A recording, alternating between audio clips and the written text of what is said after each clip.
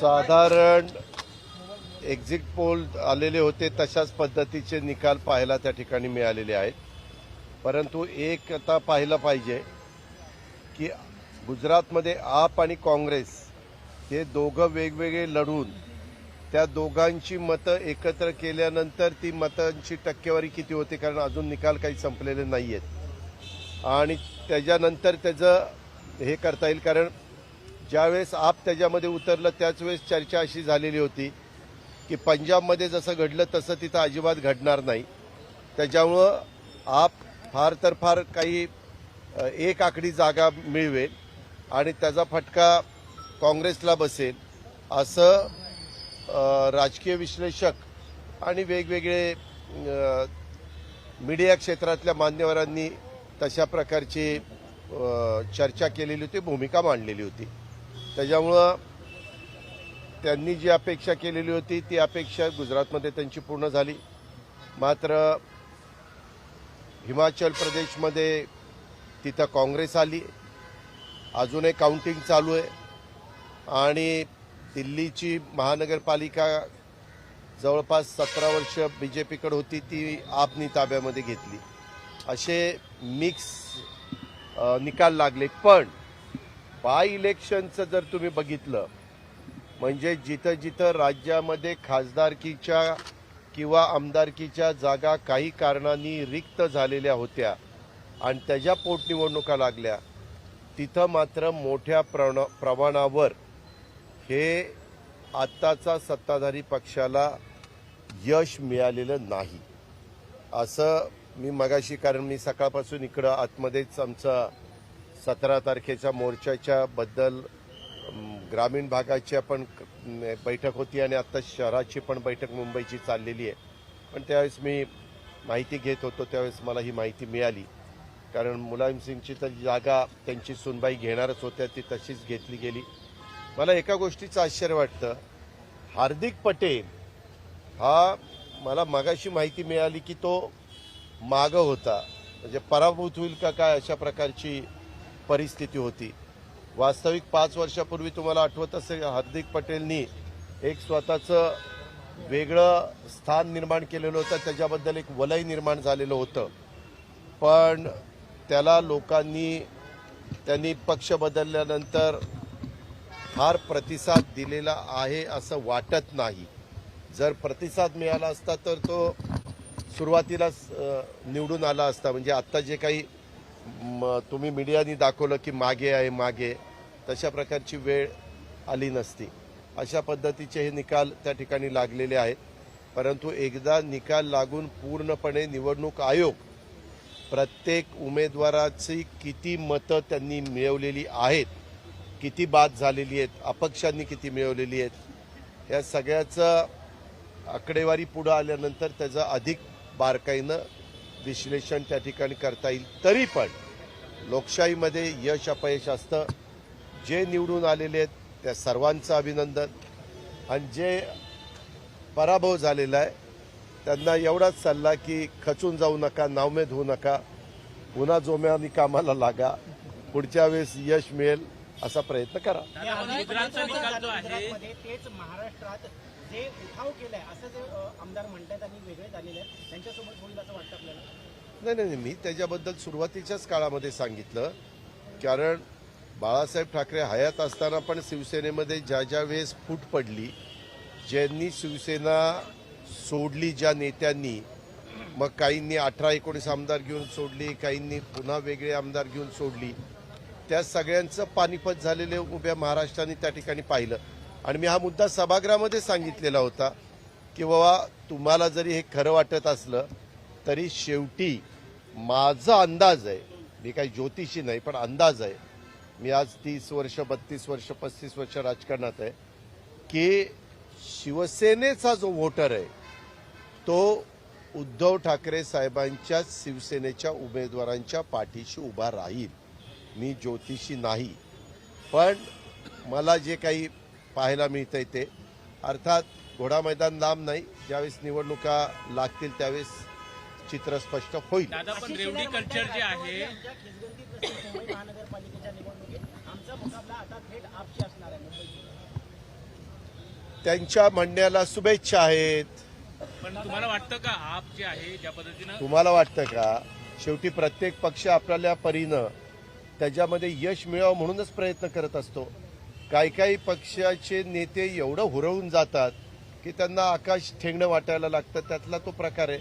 ह्या कानाने ऐकायचं आणि त्या कानाने सोडून द्यायचं. एकीकडे सीमावादाचा मोठा प्रश्न निर्माण झाला असताना दुसरीकडे महाराष्ट्र सरकारमध्ये जे सरकारी कर्मचारी आहेत त्यांचे पगार आता कर्नाटक बँकेत मी आत्ताच ती बातमी वाचली, म्हणजे तो GR वाचला. वास्तविक मीच अर्थमंत्री असताना काही बँकांच्या बद्दल काही ऐकायला मिळालं आणि मग तिथं जर त्या बँका अडचणीत आल्या तर सरकारच्या कर्मचाऱ्यांचा किंवा सगळा तो पैसा अडचणीत येईल म्हणून त्यावेळेस कॅबिनेटने निर्णय घेतला उद्धव ठाकरे साहेबांच्या नेतृत्वाखालच्या की कुठल्या बँकेमध्ये, म्हणजे राष्ट्रीयकृत बँकांना तर नंबर 1चं स्थान, परंतु कुठल्या बँकेमध्ये साधारण हे व्यवहार केले जावेत. आणि असं असताना आज मात्र 3 बँकांच्या बद्दलचा उल्लेख झाला आणि त्यात कर्नाटक बँक आहे. मग जखमेवर मीठ चोळण्याचं काम ह्या निमित्तानं राज्य सरकार करतंय का? म्हणजे राज्य सरकारच्या मनातच फार कर्नाटकच्या बद्दल एक आपलेपणा निर्माण झालाय का, आपुलकी निर्माण झाली का, ह्या शंकेला जागा निर्माण होते.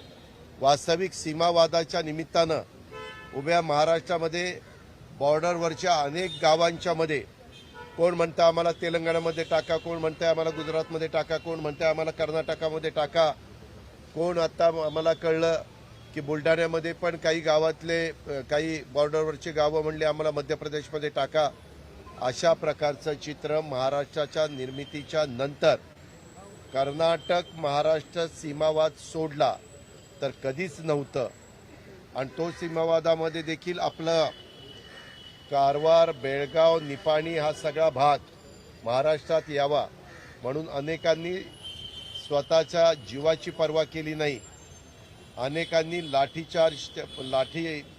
लाठ्या खाल्ल्या, काठ्या खाल्ल्या आणि अनेकांनी ह्या अनेक आंदोलनामध्ये भाग घेतला. आता बरेच जण आज हयात पण नाही. ND पाटील साहेब ह्याच्यामध्ये किती आग्रहपूर्वक लढत होते आणि अतिशय व्यवस्थितपणे भूमिका मांडत होते, त्या उभ्या महाराष्ट्राने पाहिलेली. सर, हिंदी में जानना चाहेंगे, गुजरात में एक लैंडस्लाइड हुआ है बीजेपी को 150 से ज्यादा ऐतिहासिक सीट वो विक्ट्री पाए हैं. इस पूरे परिणाम को किस तरीके से देखते हैं? और हिमाचल में बीजेपी की सरकार चली गई. मेरा ये कहना है कि जब गुजरात में बीजेपी के खिलाफ कांग्रेस ने भी कैंडिडेट खड़े किए और आप पार्टी ने भी कैंडिडेट खड़े किए, तब अपोजिशन में दो पार्टी के बीच वोटों का बंटवारा होगा और इसका फायदा बीजेपी को मिलेगा, ऐसा अंदाज बहुत लोगों ने व्यक्त किया था. इवन मीडिया के लोगों ने भी ऐसा कहा था और जो राजकीय विश्लेषक है उन्होंने भी कहा था.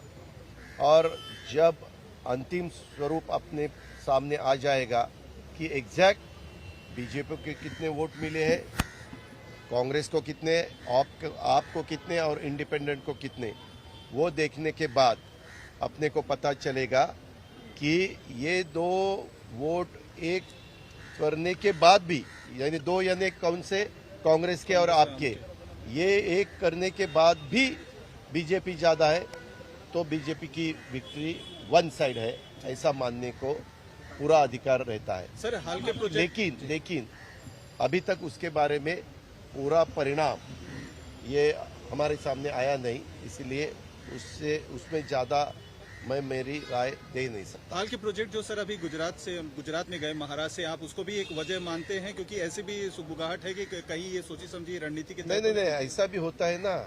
जब कोई दूसरे राज्य के बड़े बड़े प्रोजेक्ट, हजारों करोड़ के, लाखों करोड़ के प्रोजेक्ट, लाखों लोग, युवा या युवती, वो वहाँ उनको नौकरियां मिलने वाली थी, ऐसे प्रोजेक्ट दूसरे स्टेट से अपने स्टेट में आए, वो किसने लाए? तो वो बीजेपी ने लाए. तो फिर उसका फायदा तो डायरेक्ट इनडायरेक्ट तो मिल ही जाता है. अभी हम महाराष्ट्र में पॉलिटिक्स करते हैं. हमने अगर हमारी सरकार सेंट्रल में पहली थी यूपीए सरकार, जी। और तब कोई नजदीक वाले स्टेट से जो प्रोजेक्ट उस स्टेट में फाइनल हुए थे और वो वहाँ से जहाँ चुनाव है वहाँ उस तरह शिफ्ट करने के बाद युवा लोगों को या युवतियों को तो अच्छा ही लगेगा। बेरोजगार अभी पूरे देश में है, अपने महाराष्ट्र में है, महंगाई भी है, तो लोगों को ऐसा लगता है कि देखो इन्होंने अपने लिए ये प्रोजेक्ट लाया है, अपने को नौकरी मिलेगी, ऐसा लोगों को, वोटर को लगता है। बीजेपी का कहना है कि मोदी मैजिक के सामने विपक्ष के पास कोई चेहरा नहीं है, इसी वजह से गुजरात में इतनी बड़ी बम्पर जीत मिली है। अच्छा, वैसा है तो हिमाचल प्रदेश में क्या हुआ? तो वहाँ किसका चेहरा चला? फिर दिल्ली में कॉरपोरेशन 17 साल उनके पास थी, वहाँ किसका चेहरा चला? ऐसा नहीं है, अपने अपने हिसाब से अपने अपनी राय वो रखते हैं, लेकिन आपने खुद ने देखा है वैसे तो जितना ध्यान कांग्रेस ने देना चाहिए था हिमाचल प्रदेश में, आपने देखा खुद राहुल गांधी भारत जोड़ो यात्रा में उनकी यात्रा चालू थी, सोनिया जी पहले जैसे ये नहीं कर सकती, प्रचार नहीं कर सकती, और वहाँ तो दो ही पार्टियां हैं, कांग्रेस और रूलिंग पार्टी जब थी अभी बीजेपी, तो एक दफा ये आते एक दफा वो आते। जैसे राजस्थान में सालों, बहुत सालों से 5 साल बीजेपी आती है, भैरव सिंह शेखावत से 5 साल कांग्रेस आती है, फिर 5 साल बीजेपी। वैसा ही बहुत दफा तमिलनाडु में हुआ था, डीएमके अन्ना डीएमके, डीएमके अन्ना डीएमके। इवन केरल में भी वैसा लेफ्ट फिर ऐसा होता था, लेकिन हमने देखा है